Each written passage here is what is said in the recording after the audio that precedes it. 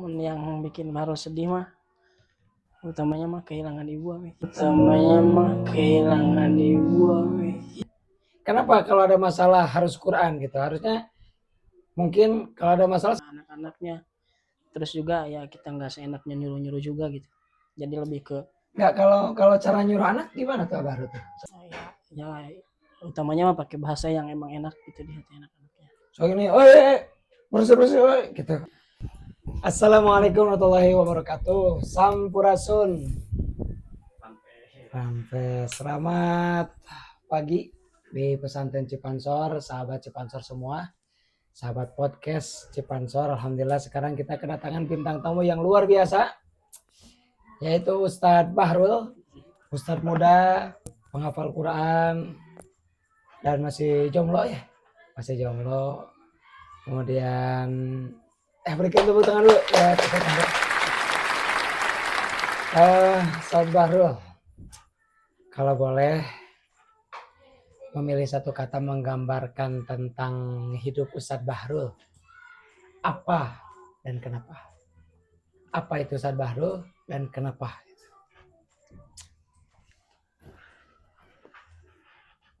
Perkenalan maksudnya, perkenalan. Oke, bismillahirrahmanirrahim. Perkenalkan ya, nama saya Bahrul Ulum, berasal dari Ciamis. Ciamis ya.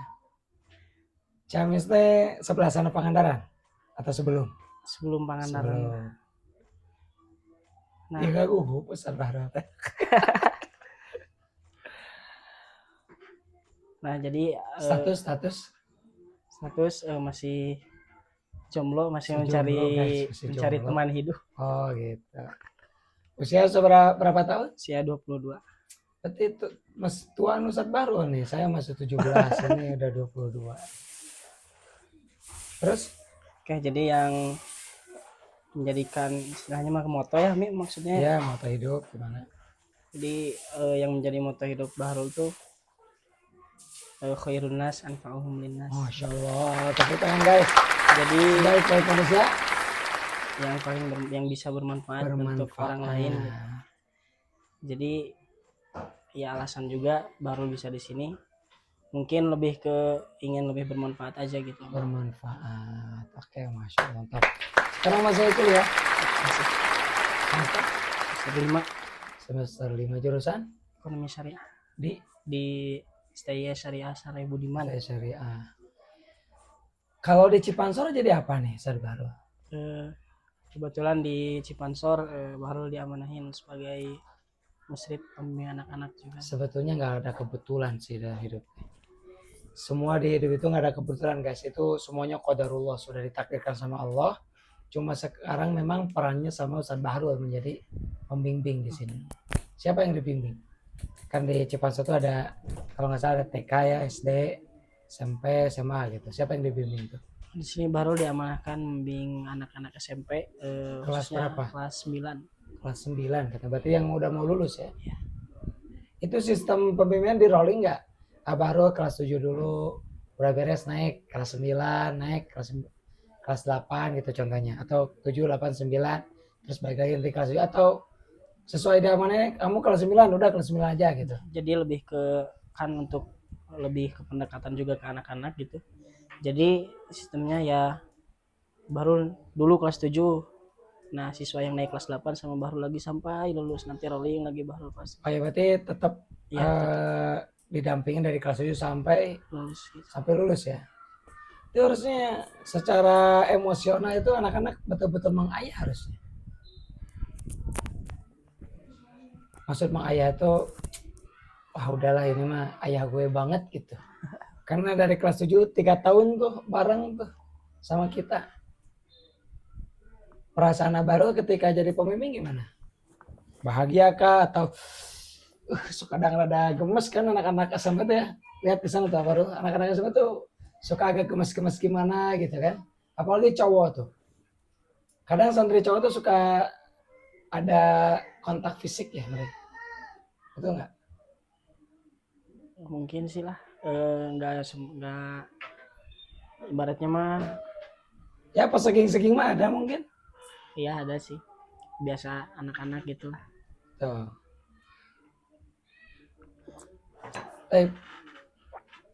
rutinitas pribadi walaupun sibuk gitu kan atau lelah yang sering dilakukan oleh Abah Rul dan nggak pernah ditinggalkan apa? Sholat udah pasti kan. Ini punya amalan tersendiri nggak? Lebih tepatnya mah kalau Contoh kalau Ami kan dengan berbagai kesibukan nggak pernah ninggalin Baqarah, Roja satu juz itu kan, terus baca buku. Nih Abah Rul apa tuh kira-kira? Yang nggak pernah ditinggalkan gitu. paling kalau misalkan lagi futur gitu ya Mi mungkin Oh maksudnya. lagi futur ya. Ya misalkan Futur lagi. itu guys lagi lemah iman, bukan lemah syahwat ya, lemah iman. Nah, jadi yang baru lakuin masih yang bikin baru tenang ya pertama emang baca Quran sih Ami. Baca Karena Quran. emang pas awal buka mah lagi ada masalah teh berat ya mau buka Quran tuh. Tapi kalau udah ngeberaniin buat buka kesananya nyaman gitu. Gitu. Buka masalah, maksudnya buka masalah gimana? Buka gimana? Mas? Lagi buka, tadi ada masalah apa? Oh, misalkan contoh lagi kurang semangat gitulah. Contohnya kurang Terus semangat. buka Quran gitu. Ya, mungkin emang contohnya lagi kurang semangat, lagi malas. Kan biasanya malas ngapa-ngapain tuh. Malas ngapa-ngapain juga. Buka Quran juga otomatis awalnya mah berat kan. Tapi setelah dicoba buka dan baca Quran, nah di sana letak nyamannya gitu. Kalau ini yang dimaksud masalah pribadi kah atau masalah siswa atau santri kah atau masalah di organisasi? Masalah apa nih maksudnya? Kenapa kalau ada masalah harus Quran gitu? Harusnya mungkin kalau ada masalah selesaikan dulu masalahnya. Maksudnya mah Berarti itu kayaknya masalah pribadi ya. Kalau masalah pribadi ya memang harus diberikan motivasi sama Quran gitu kan. lebih tepatnya mah ya masalah pribadi sendiri sih. Pribadi ya. Kayak asmara gitu kan. Asmara enggak kayaknya kalau asmara. Belum ada niat menikah ya. Belum. Tapi apa namanya? Ketika di Cipansor pernah merasakan ada hawa-hawa cinta kepada seorang akhwat gitu? Enggak. Ada enggak? Atau senangnya sama laki-laki? Wah parah ini. Ada sih, ada gitu. Ada ya. Orangnya pasti udah nggak ada ya? Atau masih ada? Pribadi nih. Masih kayaknya. Oh masih ada. Wah masih ada Cek Haridwan. Nggak apa-apa. Keren. Ya, Ketika cuma kita senang kepada seseorang normal. Daripada yang dikisah di Quran tuh. Surat apa tuh? Tentang kaum Nabi Lut. Innakum lata'tunar rijala syahwatan min duni nisa. Kalian mendatangi atau datang ke laki-laki, melihat laki-laki itu penuh dengan syahwat. Kalau kita melihat perempuan ada syahwat, ada cinta, ya wajar. Cuma Islam membuat frame ya, membuat aturan. Kalau urusan ahwat itu kalau tidak menundukkan pandangan ya nikahi. Kalau bisa menikahi ya tundukkan pandangan dengan puasa gitu maksudnya. Boleh nggak kita mencintai seseorang? boleh. Boleh lah. Ya nggak boleh itu berzina gitu kan? Ya. Boleh itu berzina. Oke. Terus pengen nanya, Abah Rul punya perasaan diri ini bahwa saya ini disiplin nih atau tidak? Gitu. Ada nggak perasaan itu? Atau saya suka telat nih? Lebih tepatnya mah gini sih, kalau baru pribadi perasaan seperti itu mah enggak gitu, enggak ada. Cuman ya kita usahain aja yang terbaik gitu. Untuk bisa disiplin. Nah gitu. Untuk bisa disiplin. Jadi pasti kan pertama kalau mengejar penilaian orang kan pasti beda-beda ya. Ada yang ini, ada yang A, ada yang B. Ya tapi kita kalau terdengar penilaian orang ya lebihnya disaring buat kemajuan kita sendiri juga. Terus gini, Abah Rul berapa bersaudara? 2. 2 bersaudara. Ada cowok, cewek, laki-laki? Cowok semua. Oh cowok semua? Adik, kakak? Adik. Gini, kan biasanya ya saya sering dengar nih kalau daerah di sini nih kemarin ada pegawai ngobrol sama Ami tuh. Cep katanya kalau emang anak laki-laki emang sekarang ada mah sudah bisa menghasilkan uang. Paham nggak bahasa itu? Jadi memang kalau di daerah sini itu kalau anak sudah besar itu anak itu bekerja dan hasilnya itu buat si anak itu dan buat orang tuanya menghasilkan uang lah gitu. Oke. Nah ini pertanyaannya, ayah Abah Rul gitu kan? Selama ini dengan Abah Rul ke pesantren di sini kayak pesantren lagi jadi pembimbing asrama. Eh, apakah dia tidak menginginkan anaknya untuk bekerja di luar kah? Kemudian kerja apa namanya? Ya orang-orang kayak orang mencari dunia gitu. Banyak kan kalau di kampung-kampung kayak gitu kan? Iya. Gimana tuh tanggapannya Abah Rul?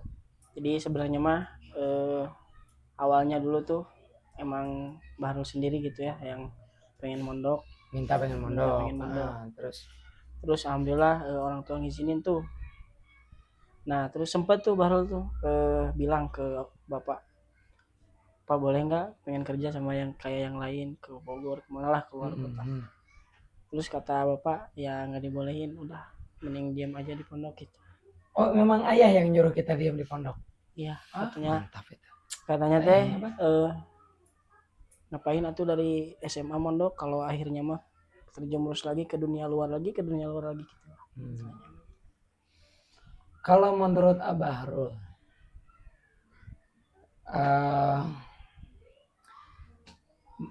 bagaimana strategi untuk menghadapi santri? Kan pembimbing sekarang kan santri yang memang agak sulit diatur tuh. Bangunnya agak susah, nggak susah sih tapi agak susah. Kemudian diatur disuruh A malah dia B gitu kan. Masih ada kan orang seperti itu. Gimana tuh? Kalau yang baru lakuin masih lebih ke pendekatan emosional aja. Emosional ya. Karena usia anak SMP kan rentan gitu ya, kadang emosi, kadang apalah gitu. Jadi yang baru lakuin mah ya pendekatan emosional sama anak-anaknya. Terus juga ya kita nggak seenaknya nyuruh-nyuruh juga gitu. Jadi lebih ke nggak, kalau cara nyuruh anak gimana tuh baru tuh? Saya pengen tahu. Kalau baru gitu ya utamanya mah pakai bahasa yang emang enak gitu di hati anak-anaknya. So ini, bersih gitu atau gimana? Enggak sih, lebih ke hey, ayo orang bebersih ya. Ayo, berarti kitanya ikut beberes ya? Nah, ikut beberes. Itu berarti bukan nyuruh, itu mengajak. Ya ngajak gitulah. Jadi awalnya biasalah ngebagi-bagiin misalkan bagian-bagiannya. Bagian tugasnya ya. Anak-anak, ini anak-anak juga suka konsul. Ini di mana? Ini gimana? Ya udah baru arahin juga sambil ya baru kadang ikut apa enggak? Atau sambil tunjuk-tunjuk aja kan ini tangan sakti nih. Sambil ikut juga kayak lagi yang lain misalkan beresin WC ini itu baru bagian di asramanya yang anak-anaknya suka kadang teledor, dilipetin gitu. Kayak baju sarung. Itu sih. Momen yang paling menyedihkan selama hidup, bukan hanya membimbing, selama hidup dari mulai kecil sampai sekarang. Yang bikin baru sedih mah utamanya mah kehilangan ibu gitu. Oh iya, kapan tuh ibu meninggal? Ibu meninggal tahun 2023, 2 tahun yang lalu. Allahumma firlaha warhamha wa'afana. Mudah-mudahan almarhumah ibunya Abah Rul ditempatkan di surganya Allah Subhanahu wa taala. Amin. Dan momen yang paling membahagiakan apa tuh? Sama hidup pula ya, sekarang sama hidup. Banyak ya? Banyak sih, terutama banyak banget sih yang bikin bahagia mah. Banyak disebutin satu apa gitu. Berangkat ke Citumangnya contohnya. Kemudian bawa para pasien ke rumah. Nih kita ke Citumang touring sama Abah Rul, kemudian pas pulangnya pada sakit semua. Rumah Abah Rul dijadikan rumah sakit sementara gitu di saat itu gitu. Banyak yang pada sakit. Kalau teman yang paling dekat di Cipansor Oh, teman yang paling dekat Dekat banget sampai kita tuh bisa curhat gitu. Rido sih, Rido. Arito ya. Kalau sekarang ya. Menurut Abah Ro tentang Arito gimana? Ya orangnya enak gitu, asik diajak cerita, Kayak cerita ya, kelihatan kayak pendiam tuh. nyambung gitu. Kumalaman Abah Ro sama Arito menyukai perempuan yang sama. Abah Ro mau mengalah atau bersaing? Nyari lagi dah akhwat banyak. Jadi lagi guys. Oke. Apa yang paling ingin Abah Ro lakukan secara pribadi sebelum Abah Ro menutup usia? Jadi dia mah cita-cita jangka panjang kira-kira mau ngapain? Yang pengen baru lakuin itu sebelum baru menutup usia gitu ya Mi. Pengen umroh bareng sama keluarga sih Mi kalau. Amin. Pengen umroh bareng guys. Catat guys, mudah-mudahan dikabul ya. Kalau siapapun yang menonton ini, nih Abah Harul, pembimbing Cipansor, pengen umroh, insyaallah. Terus? Sama pengen ngebanggain aja, pengen sukses terus bisa bantu sekolahin adik sama orang tua gitu. Oh. Sekolahin adik Sekolahin tua. adik, Bayangin membantu orang tuanya pengen disekolahin. maksudnya membantu orang tua juga buat Membantu sekolahin orang. adik Oke, gitu. oke. Paham. Oke. Selama di Pansor nih, kan campur nggak apa-apa ya.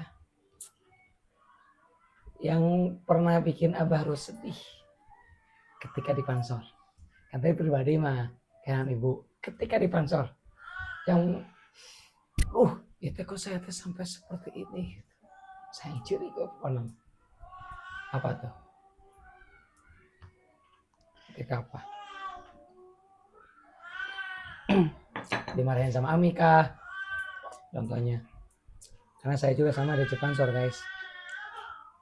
Ya kalau untuk kayak sedih dimarahin gitu mah enggak ada lah.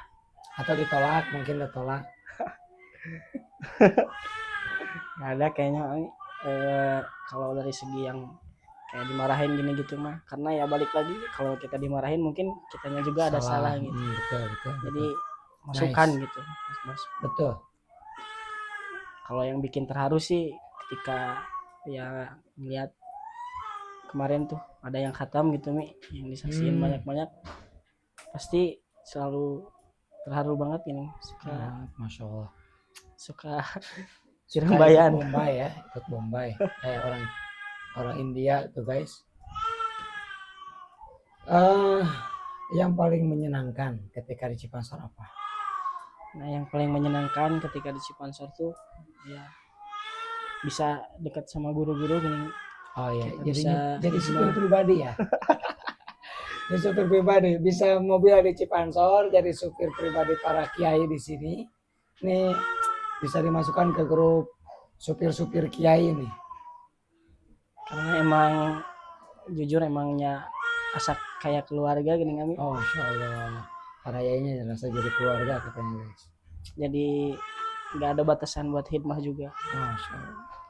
Nah, itu mungkin tepuk tangan dulu untuk Abah Ro. Terima kasih waktunya. Mudah-mudahan ini jadi inspirasi bagi semuanya. Kata-kata terakhir, closing statement sebelum menutup podcast ini. Mau untuk pesantren, atau untuk santri, atau untuk yang nonton, atau untuk para pejuang di sini, atau untuk siapapun, silakan. Ada kata-kata hari ini dari Abah Ro.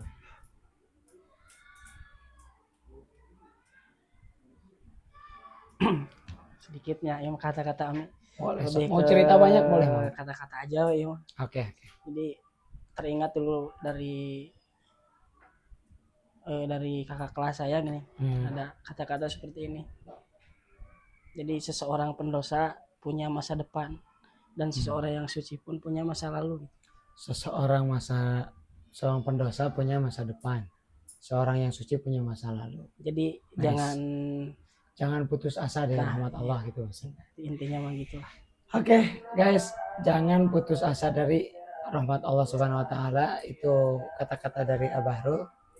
bahwa yang lalu biarlah berlalu, kata Roma Irama, dan jangan terulang lagi. Kalau orang yang suci pun pasti pernah berdosa, karena memang kullu bani Adam khata' wa khairu khata'in at-tawwabun. Itu mungkin, terima kasih untuk kabar, terima kasih untuk podcastnya. Silakan diminum air seadanya, mudah-mudahan ini jadi penguat bagi kita. Nanti mungkin ada next part lagi ya untuk podcastnya, karena ini kelihatannya Abah Lu masih agak gugup-gugup gitu ya. Khawatir ditanya yang aneh-aneh katanya gitu, padahal podcast bahagia. Terima kasih sahabat podcast Cipansor atas pertemuannya. Kita bertemu lagi di lain kesempatan. See you next time. Tepuk tangan. Assalamualaikum warahmatullahi wabarakatuh.